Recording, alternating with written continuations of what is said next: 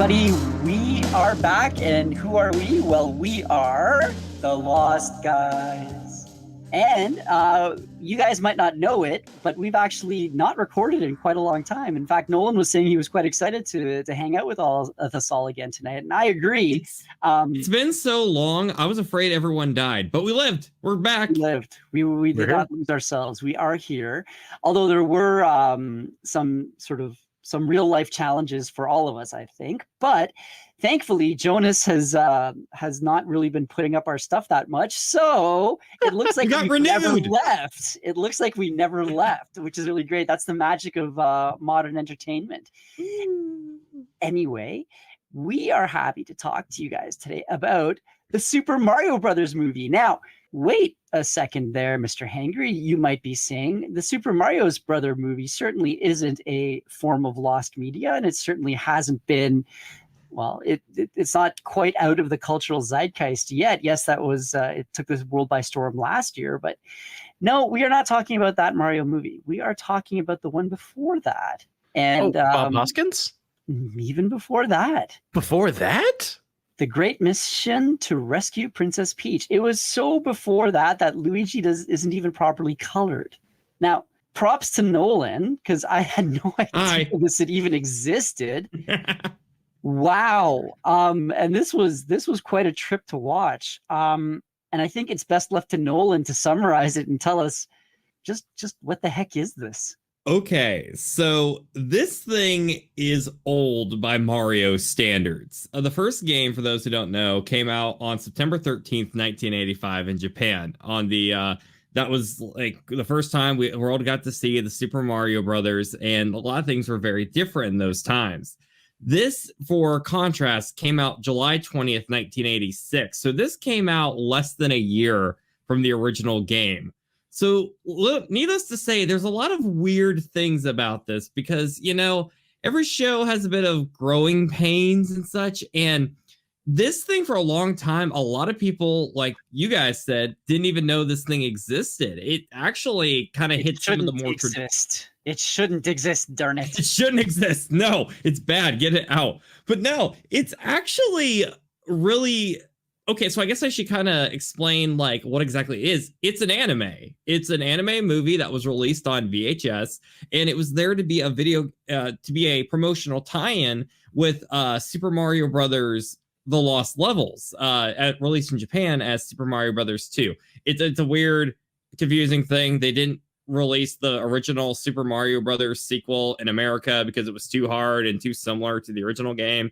So we got it over here as Super Mario Brothers: The Lost Levels. That's a tangent in itself. But basically, this was an early promotional tie-in to the video game. So it's a full-blown, you know, Japanese cartoon based off the world of Mario. And it's really bizarre, too, because there's just a lot of things that weren't solidified yet. For example, Luigi's color palette in the games kept changing around from different iterations and color palettes. So in this movie, he's not, despite what you're seeing in this art in front of you, where he's like red and blue like Mario, in the movie, he's actually yellow. So it's a bit of a trip, this movie. You could probably see this weird Prince dude on the left. And I think we'll all have some thoughts on this guy later on. But I guess I want to bring the question around to you guys. For your first time seeing this, what was your experience like? I'll just say really quickly, I felt that I could now see where a bunch of the stuff in the Super Mario Brothers CG movie with Chris Pratt was inspired from. And there were things in this film that I thought, wow, okay, I can, like, you can see that they kind of cribbed off of it a little. But Martin, do you want to give us a quick synopsis of what this was about? Yeah. Well, first I was going to say that Mario's had a lot of jobs over the years. Obviously, we all know he's been a plumber. Before that, he was a carpenter. He's been a race car driver and a doctor and all sorts of things. In this one, we find Mario as a shopkeeper. And he and Luigi run this little shop. People come in and they, fill their orders. But at night, Mario likes to relax by playing video games. And in one of these evenings, Luigi's gone to bed, Mario's up late, and suddenly from out of his TV burst forth all the enemies we know and love from the Mario game and Princess Peach. And he vanquishes a lot of enemies. Princess Peach asks him to save her when suddenly Koopa comes through and through the TV, and Mario's frightened. Koopa captures Peach, and that's where the action of our movie begins. I mean, this like, you could even say that the TV series Captain N seems to have been kind of inspired by this. The trope of the Hero pull. the call to adventure coming through the television screen, literally. And they said TV was bad for us. Yeah. But no, it's crazy because like a lot of like media borrows from this without even realizing, because like you take it like the plot is actually pretty similar to the recent Mario movie with Chris Pratt, you know, like you're going into another world, you know, Mario's just kind of a basic dude and he gets to explore all these like crazy, bizarre instances in the Mushroom Kingdom. And if you thought the Mario world in the recent Mario movie was weird, or heck, even the 1993 movie with Hoskins, you know, how kind of dark future-esque and reptilian type future like that. This is a very weird Mushroom Kingdom that doesn't look like a lot of versions we've seen before. For example, we see a lot of like toads, but they don't really look like Toad. They're like, oh, well, they don't look, okay, maybe they're not that different. But it's like they're like female toads, which do exist in the Mario universe, but they got like these big like kind of insect looking eyes and like tall and thin, some of them. Yeah, it kind of looks like if you had a dream about the Mario Brothers, or heck, do like an AI picture of Mario to where it's kind of right but kind of not. It's a weird middle ground, and it can look very uncanny sometimes, but it also, I gotta admit, it's pretty cute. The animation is fun. Like, it almost kind of looks like you're watching Mario in an alternate reality. It's quirky. How did you find this thing anyway? Okay, so being a Mario nerd, like this thing just ended up showing up in like I probably found it in like a random Mario Wiki article one day, and I'm like, whoa, that's weird. I think the big thing everyone always thinks about with this movie is like, well, aside from the ending, is Yellow Luigi. So it was already kind of there was interest for it in the Mario fandom. But to capitalize on how obscure this thing is, like there was a soundtrack CD, I believe, released for it. And literally, from what I read, there were only 50 copies of it made. Like, that is less than the population of a lot of towns. And I shoot, you might be able to go into Walmart one day and there'll be more than 50 people in there. This thing has only ever been released on VHS, and I don't think it's, one, ever been re-released. Two, the company does not distribute their movies outside of Japan, so it's never gotten an international release. And the second market for this movie, this film is so rare. There's even like eBay listings or sold items of this movie, and it can sell for like $600, I guess. It's in that lost media territory. It is insane, but it's crazy with how obscure it is. It really influences a lot of Mario games. Like there's a part in this movie where Mario goes and grabs Bowser by the tail, and he starts doing that Mario 64 thing where he's like swinging around Bowser by the tail and throwing him. I can't believe, because some things, you know, are going to naturally happen. Mario saves the princess for the first time in a cartoon. You're going to see the mushroom power-ups and all the stuff that, you know, naturally came from the game. So it makes sense a cartoon would adapt it. But some of the ideas, like Mario stealing Lakitu's cloud, he's the little cloud enemy in the games that throw like the little spiky things at you. He wasn't even able to do that until like Mario World in 1991. So this movie was kind of a trendsetter with everything. It's weird. It's a weird movie. One of the things that struck me, and again, this might be because of the fact that I've never really, like, I played the original, I played Super Mario 2 and 3 and the Super Nintendo versions and whatnot, but I kind of checked out with the N64. When the Mario movie came out, the big, and I mean, when I'm talking about the Mario movie, I'm talking about the CG one. Obviously, the big plot point was Bowser wanting to marry Princess Peach. And for me, as someone who's not like a diehard, hardcore Mario aficionado, but who has a bit of knowledge of the subject matter, I thought, well, where the heck did this come from? Like I knew in the games, like he had stolen away Princess Peach. I never thought that there was like, maybe I was just too kind of naive, or maybe I just was kind of too dense. I never really realized that there was a marriage intent. But in this movie, you definitely kind of see where that sort of storyline originated from. Yeah, no, it was I don't know, the movie was trippy. That's the best way that I can describe it. Yeah, I wasn't really quite sure is. what to expect, and I'm still not quite sure how to parse what I watched. What's weird to me is like how many things just seem more right than say the Western cartoons did of Mario. Because I think most people watching, if they know Mario, probably are familiar with the Super Show cartoon that came out in the late 80s, early 90s by Deke Entertainment. They made the Zelda cartoon. I believe they also made Captain N. And those things were so inaccurate to the source material, I suppose.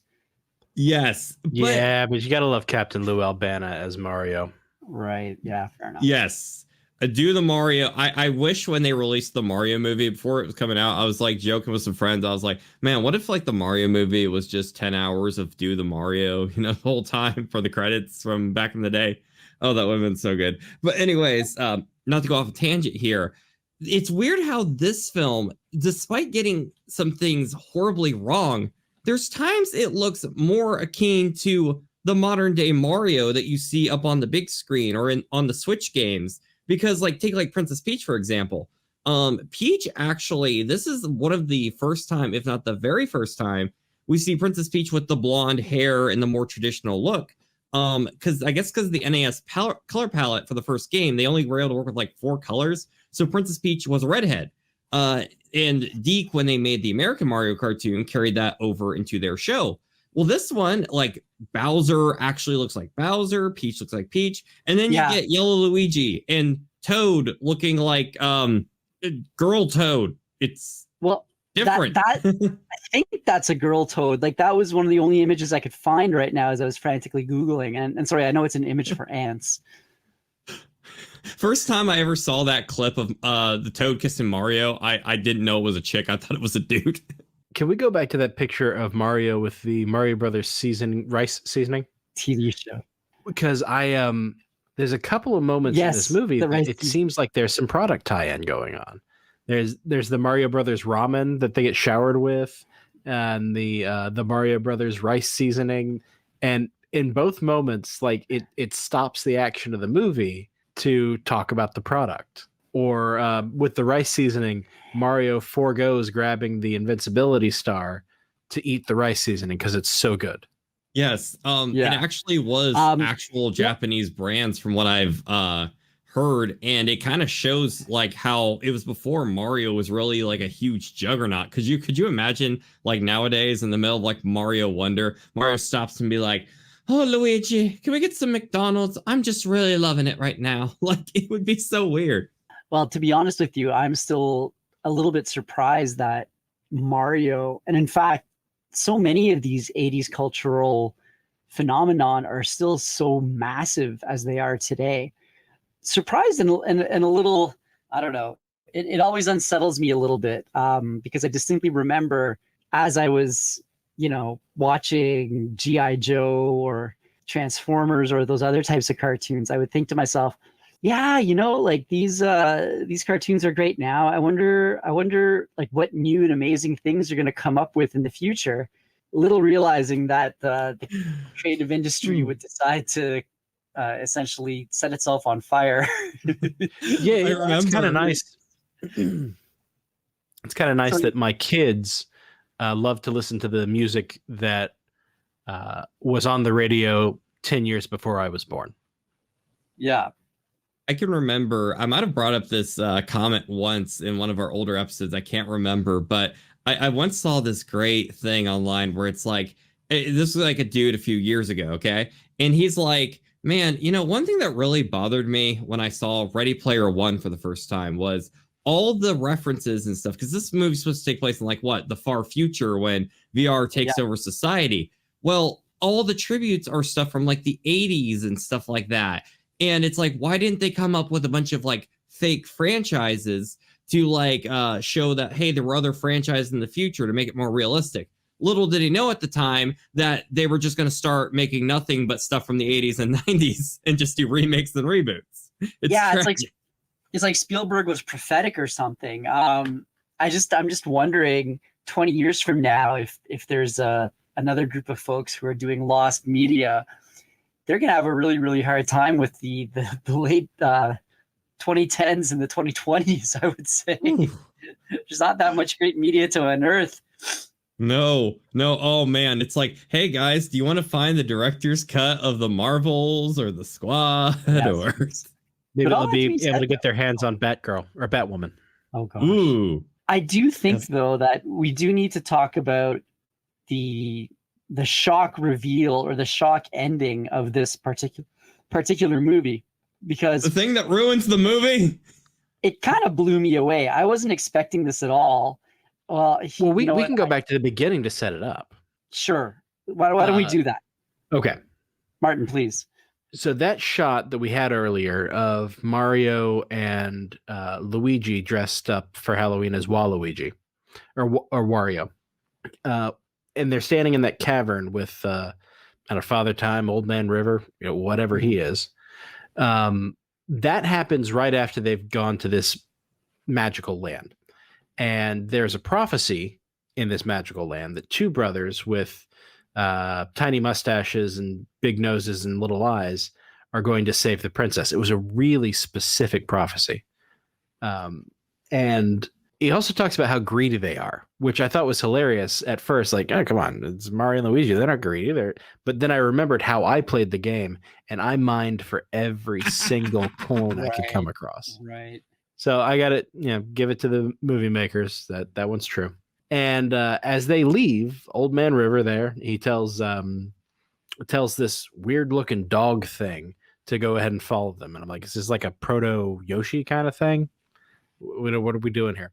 And it looks like a wiggler. That was the name of it, like the wiggler character. Yeah, it looks like a wiggler but with legs. Shorter. And so he follows them around, and like at some point they do the gag where the cartoon character is hungry and he looks at something and it turns into a piece of meat, and it looks like Luigi wants to eat the dog bites him, so Luigi wanders off and he starts getting into mushrooms, and they all have different effects on him, but this dog follows them around and sort of helps in their adventures, and then at the end suddenly there's like, I've seen some Deus Ex Machina before. This was something else. At the end of the movie, when Mario returns Princess Peach's necklace to her, she says, "It's been prophesied that whoever has the matching necklace will be my husband." And Mario goes, "Hey, Luigi, don't we have a necklace like this back at the shop?" And Luigi goes, "No, never had anything like that." So Peach's necklace starts to glow, and the dog transforms into Little Lord Fauntleroy here. And who had been turned into this dog character by Koopa, and now he and Peach are going to get married. And clearly you can see on Mario's face, he thought he was going to end up with the girl. My boy got friend zoned. This is how the first Mario movie ends. This is brutal. And there's like no like sequel where we get to learn, a bit more about, how this impacted Mario and Peach's character. No, this is just how it's done. And this movie has like an awesome, like that 1980s, like pop soundtrack, like Japanese pop mixed with like, the video game music from the Mario games, the Koji Kondo's music. And it's really weird when you get to see Mario get a broken heart, and then you get this kind of somber but also cheery credits music where you get to hear that J-pop going, and you see our characters walking home, and you're like, what in God's name did I just watch? It's kind of funny how the cover of it actually kind of spoils the ending too. And when I first saw this movie, one more thing on the music, I was thinking about like, man, could you imagine if they did this movie in America, like they made right away an adaptation and how the Americans would have done it. Like what kind of songs would they pick? And I'm like, well, they probably used Take On Me by Aha. And now I'm like, oh, wait, the Mario movie that came out recently actually did that. So Yeah.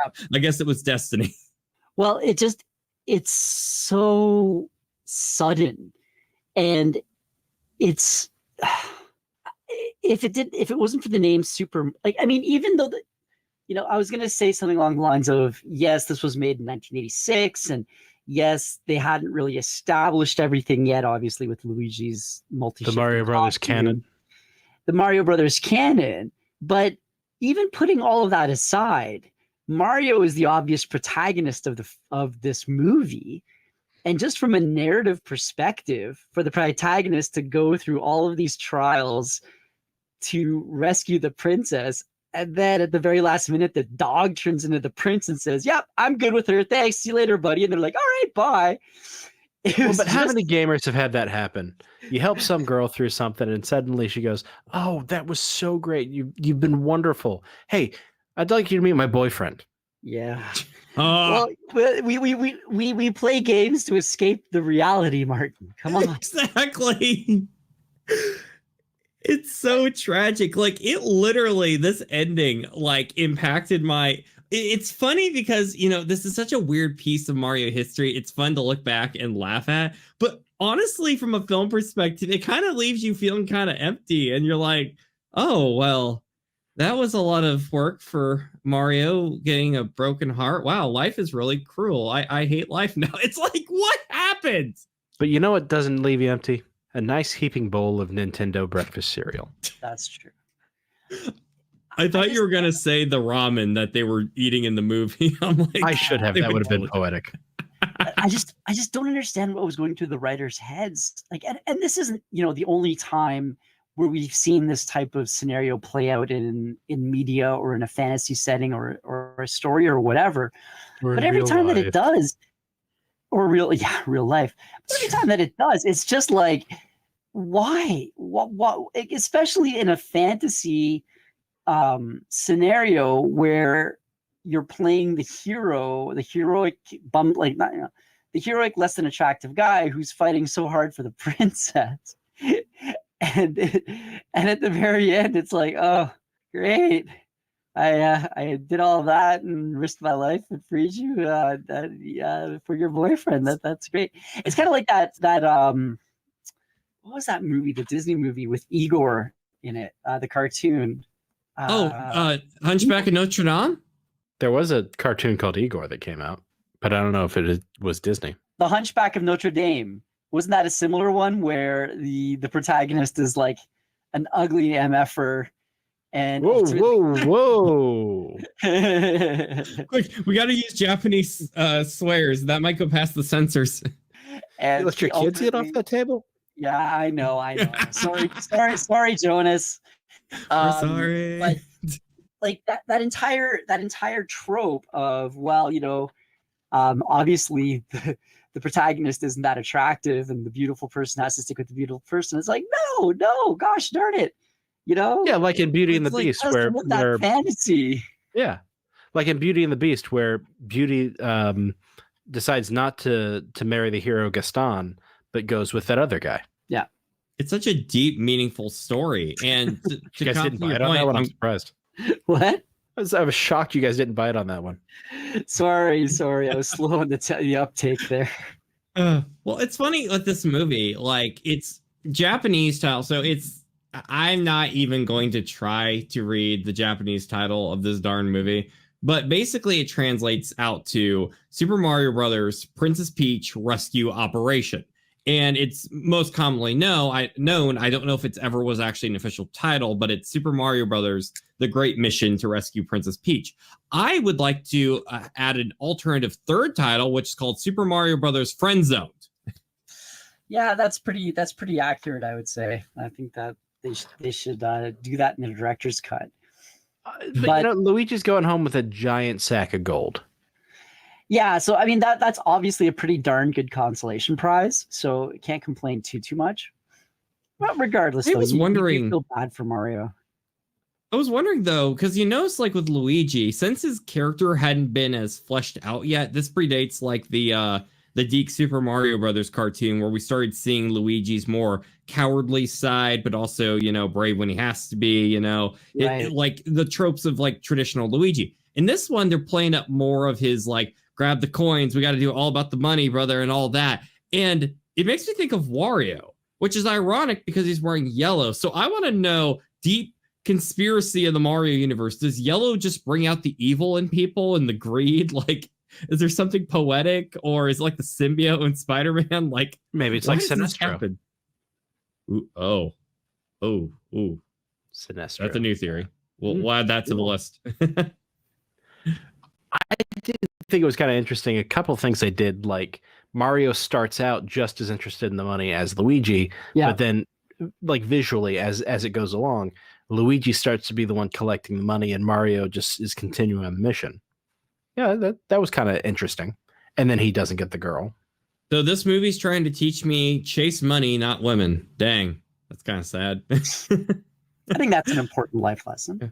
But like as much as we're kind of dogging on this movie, I will say I do think this is a pretty, even if it falls apart as a narrative towards the end, overall, like watching it from where we are in the Mario series now, like it is charming to see a lot of like because the film constantly has a lot of things going on. It never really gets boring. Like I thought it was intriguing, the part where you see like the Koopas, like the flying Koopas, and they have like a bird nest of the little Koopas. And it's doing that cartoon trope, where they're about to be eaten by birds. But I think it's funny how later on they start kind of befriending the birds in a way to where they're kind of working together to like try to like not die. Like I thought that was kind of funny. And the Goombas following them around like the, I don't know, witches from Macbeth. Yes. Honestly, this is one of my favorite iterations of the Goombas now. I thought they were so charming, and I thought the voices fit them. Oh, speaking of voices. Okay, so we all watched this subtitled, I'm assuming, right? Yeah. I did. Okay, so there's some people have done like some fan dubs of it and stuff. Did anybody else in their subtitles? I want to know if this was just the person making the subtitles for like the website having the fun with it to mess with people. Did your guys' subtitles also call like the mushroom, the star, and the fire flower the Triforce? Did that happen in you guys' movies too? Well, I just used the link that you sent. So yeah. Okay, I just pulled it up online, so I didn't know. Like, I didn't know if I was on the same one as you guys or not. I probably wasn't. But he put it as Triforce, and I'm like, is this like a Zelda thing? I mean, this only came out a few months after the first Zelda, so I wasn't sure if you guys had seen any mention of Triforce in your movie or not. It's the Nintendo Cinematic Universe. The Nintendo Cinematic Universe. Now, what would be a real trip is if in the Super Mario Brothers 2, the next CG movie with Chris Pratt, they did a multiverse thing and actually brought these Marios there along with these guys. Yes! It's a good movie, you cowards. This movie, oh boy. What can we say about this movie, Martin?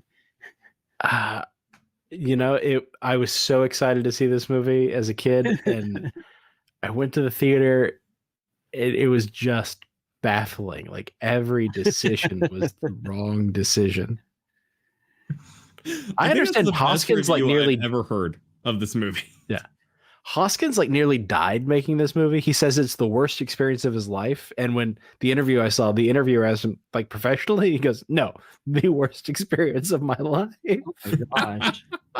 I hear that they were constantly drunk on the set, like all the time. Like they were miserable with this. And I hear the directors like they say about them like they were thinking like I think it was like a husband and a wife were like the directors, and they were thinking like we're making the greatest movie ever made and it's gonna be incredible. I mean, like the actors are getting wasted. I mean, because during this production it was awful. Well, and you got to think like Leguizamo thought this was going to be a huge break for him, and like clearly he worked out from some of the scenes that in the movie, but it just Well, from his Well, own words, wasn't it him that said he was groundbreaking in this movie and it was so disgraceful they didn't put him in the new one, yada, yada, yada. yeah, there was no Latino representation in the new one. That was Even though Luigi's Italian. But like again, it goes back to this repeating question that I have when I'm reminded about movies like this and others is like, how do you take, which at that point was probably one of the hottest franchises on the planet, and just completely mess it up so badly? It's like the prototypical blueprint for a lot of the entertainment we've been getting in both the movies and video games in the last few years, I would almost say. Like it's just it's in a movie that's ashamed of its original concept, and I think maybe we did not get a decent video game movie until like the Silent Hill movie that has Sean Bean in it. For me, it was even longer. Like, I don't think I had a video game movie I liked till like Prince of Persia: Sands of Time, and then even then, the gap after that, I think it took till like the first Sonic movie till I really like, okay, we finally have good video game movies now. Like, yeah, but the Silent Hill one was a decent little horror thriller. Yeah, was that the first Silent Hill movie? I know they did like, yeah, that was the first one. First one. Okay, thank you. The only other thing, like, again, watching this film, you feel as though every 5 minutes you're transported to the boardroom of the folks putting this movie together, and the catastrophic effects of their decisions. Like, all right, so this is Mario, this is Luigi. Should we, put them in game accurate costumes? Nah. Yeah, chinos. Right, chinos and jumpsuits. Let's put them in chinos. Like, and so they can jump really high because of, presumably these magic mushrooms. Should we do that? No. Let's give them like hydraulic springs on their legs instead. It's like, oh, jetpacks. Jetpacks. And guys, I got the brilliant idea. You know those super scope things that people use for their little Nintendo games, the big bazooka looking thing? Let's paint those up and make them weapons in the movie. Yeah. I can't think of a more baffling decision in that movie than the club scene where Mario has to seduce a giant lady. Oh yeah. And she's based off the fish from Super Mario Brothers 3. And they're playing Walk the Dinosaur. Like, that film, it's like, there's sometimes a movie just comes along and it's so bad that now every movie needs to always think about them every time they adapt a video game material. It's like with Batman and Robin, it's the reason why we have so many serious DC movies now, as opposed to being able to do some more fantasy stuff, because everyone's afraid to do Batman and Robin again. But I think we're going to be coming back around to that eventually. Like once the Robert Pattinson Batman series ends, I have a feeling they're going to be starting to veer back towards the camp.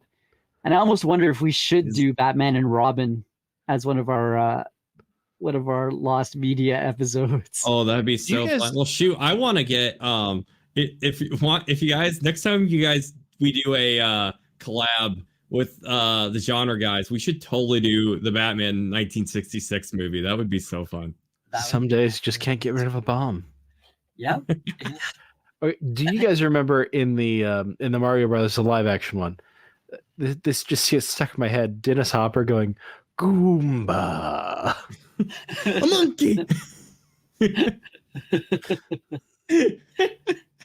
Again, it's reinforcing the you saying that. It's like, oh yeah, I can see why they decided to be like, drunk out of their minds inebriated during the filming of this. Good gravy.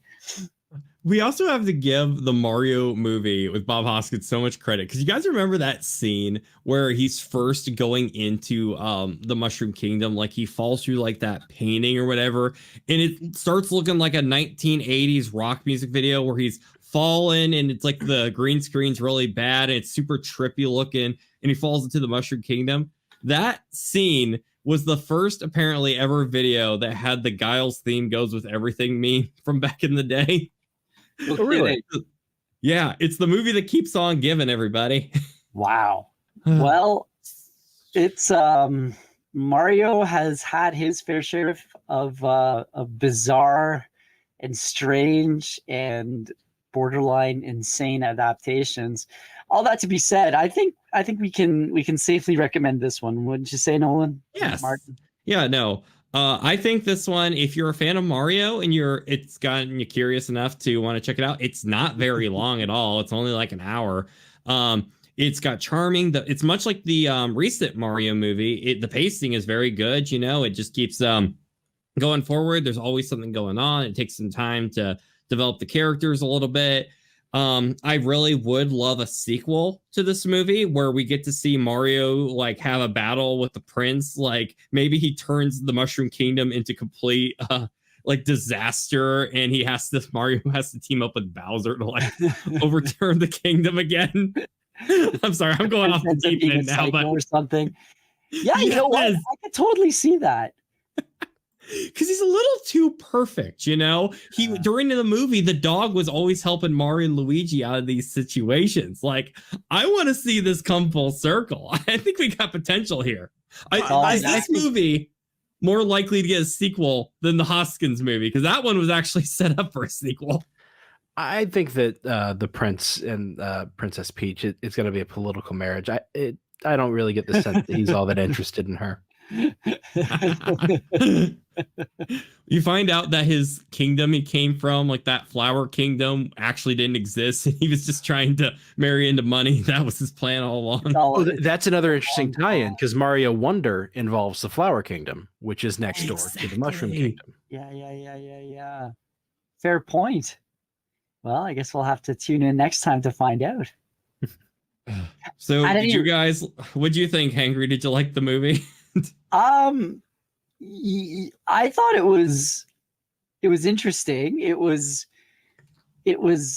gosh, I don't even know how to really describe it. I would recommend watching it. For those of you guys who are listening or watching us, go out and find it and give it a look, because it is an experience. How about that? Is that a good response? Yeah, it's definitely a cash grab, but it's not a cynical cash grab. That's true. That's a really good summary of it. Yeah, it's got a bit of heart. I recommend it. Have a good time. If you got kids, watch it with them. They'll get a kick out of it. Yeah, but they'll probably also be like, who is this? Why are they calling him Mario? This isn't Mario. What's going on? Why is Luigi yellow, Dad? Yeah. Well, anyway, on that note, gentlemen, any last thoughts on this before we return it back to the bowels of time? Well, I guess maybe you all aren't letting me pick again, because this was weird. I'll try to pick something a little less weird next time. No, it's fun. I liked it. No. This is what we live for. This is very fascinating. And thank you again, Nolan. You've come up with a lot of really obscure choices for some of these videos, like Wolfman versus Godzilla, which I still can't believe wasn't just a fever dream. But on that note, Hangry wakes up at like 3 a.m. sometimes. He's like, Wolfman versus Godzilla. Is it real? Oh my god. And what was with the gangsters in the hatchback? I still don't understand what that scene was about. Don't ask questions, Martin. Bonus thing for the audience: if they actually take that 10 hours of footage from that movie and actually one day release like a Blu-ray of it officially, we will totally do a sequel episode and cover, because we need to get the context already. Oh, 100%.